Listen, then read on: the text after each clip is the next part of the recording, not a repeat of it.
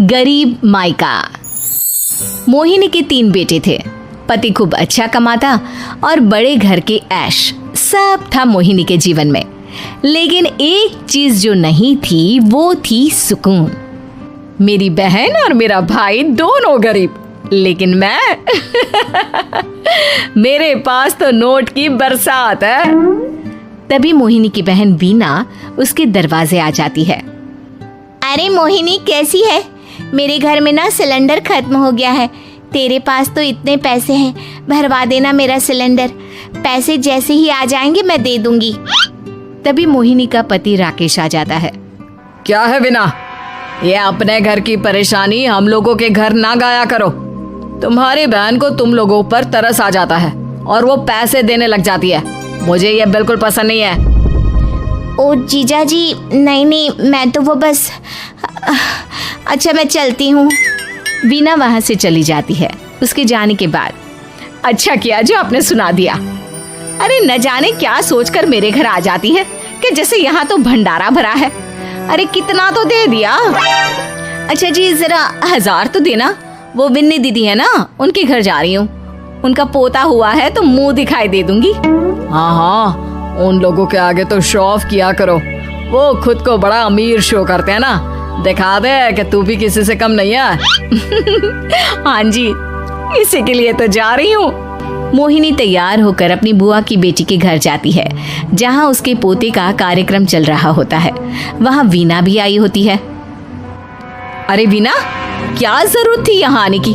तेरे घर पर गैस नहीं है तो वो भरा लेती। क्या करूं मोहिनी, बुआ को बुरा लग जाता नहीं जाती तो।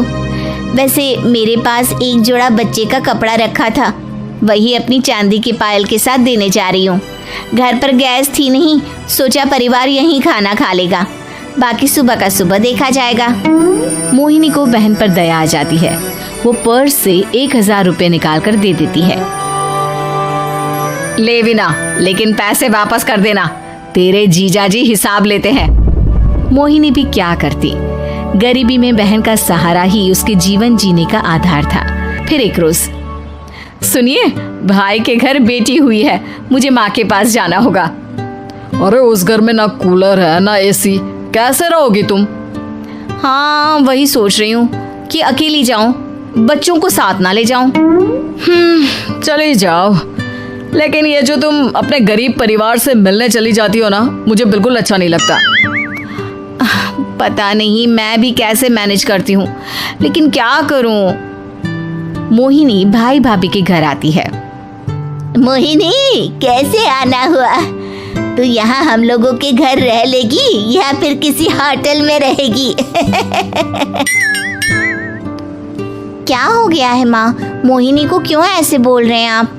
अरे तू नहीं जानती अपनी ननद को, पैसे वाली है ना, तो ऐड कुछ ज्यादा ही है। मोहिनी को माँ की बात का बुरा नहीं लगता है, क्योंकि उसे पता ही नहीं चलता कि माँ उसे जली कटी सुना रही है। वो भाभी की बच्ची के साथ लेन देन करती है और वहाँ से चली जाती है। उसके जाने के बाद, माँ क्यों आप मोहिनी को इतनी सारी बातें सुनाती हो? भाई का बेटा बोल पड़ता है। माँ, क्योंकि दादी जानती है कि बुआ के अंदर घमंड है। सही बोल रहा है मोहन, बहू भले तुझे ना दिखता हो, लेकिन मुझे और मोहन को दिखता है कि वो कितनी घमंडी है। मोहिनी मायके आती है, जहाँ गरीबी के कारण चीजें कम होती हैं। इस मोहन के बच्चे को काम पर लगा दो ना, किसी दुकान या किसी होटल में, बर्तन धो लिया करेगा, कम से कम 4 पैसे और आएंगे घर में। देख मोहिनी, माना तेरे पास पैसा है, लेकिन तेरे भाई के दिन इतने भी बुरे नहीं चल रहे कि वो अपने बच्चे की पढ़ाई रुकवाकर उससे बर्तन धुलवाए।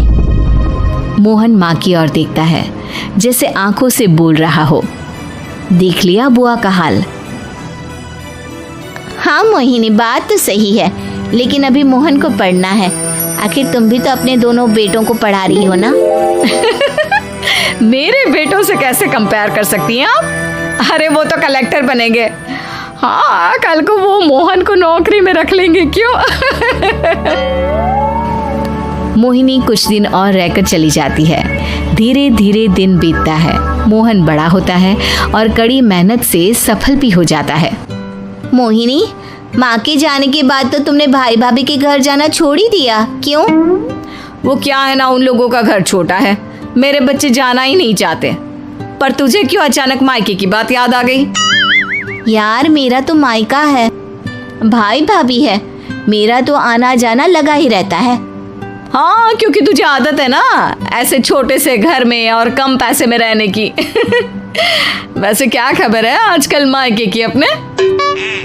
अब वो घर छोटा और कम पैसे का नहीं रहा, क्योंकि मोहन तो बहुत बड़ा आदमी बन गया है।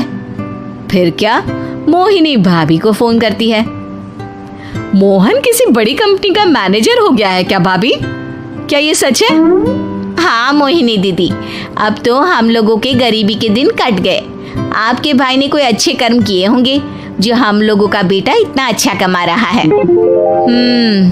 देख लो भाभी, पहले भी आपने कई गलतियां की थी, आप थोड़ा संभल कर चलना। भाभी को मोहिनी की बात समझ में नहीं आती कि वो क्या कहना चाहती है। फिर एक दिन वीना मोहिनी से कहती है, मोहिनी, हमारा भतीजा मोहन अच्छा कमा रहा है, क्यों ना मैं अपने बेटे की नौकरी के लिए उससे बात करूं? अरे बुआ का बेटा है, ये सोचकर मदद तो करेगा ना? हाँ हाँ, क्यों नहीं करेगा, उसके बुरे दिन में तो हम भी खड़े थे। मोहन को वीना फोन करती है और अपने बेटे की मदद करने की बात करती है। हाँ हाँ बुआ, क्यों नहीं, आप सिद्धार्थ को भेज दें, मैं अपनी ही कंपनी में उसकी नौकरी करवा देता हूँ। दिन बीतते हैं, अब वीना के हालात भी अच्छे हो जाते हैं। क्या बात है वीना, तूने भी कार ले ली, वो भी इतनी अच्छी? हाँ मोहिनी, अपने भतीजे के कारण तो हम लोगों के दिन अच्छे हो गए। उसने सिद्धार्थ की नौकरी लगवा दी है, वो भी शानदार। ठीक है, लेकिन पैसे ख्याल से खर्च करना। वो क्या है ना, पैसे आने आसान है लेकिन संभालने मुश्किल। मोहिनी घर पर अपने पति से बात करती है। देखो ना, सबके पास पैसे हैं, एक वक्त था जब मैं ही अमीर हुआ करती थी। लगता है कि ज्यादा दिन नहीं रह पाओगी, मेरी नौकरी को कुछ साल ही बचे हैं और तुम्हारे दोनों लड़के निकम्मे हैं। उन लोगों को बोलो ना कि नौकरी करे। तभी वहाँ मोहिनी के बेटे भी आ जाते हैं। अरे हमें क्या मोहन समझा है जो दिन रात गधे की तरह काम करते रहे? खैर, दिन फिरते हैं और मोहिनी के पति की नौकरी भी खत्म हो जाती है।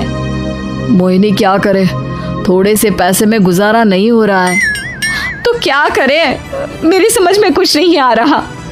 मोहन को बोलो ना कि वो इन दोनों के लिए नौकरी देखे, जैसे सिद्धार्थ के लिए नौकरी देखी है। मोहिनी क्या कहती, उसे अपने वो दिन याद आ जाते हैं जब उसने भाभी से मोहन को नौकर बनने की सलाह दी थी।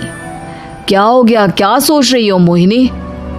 यही कि वक्त कभी भी किसी का भी पलट सकता है, ऊपर वाले से डर कर रहना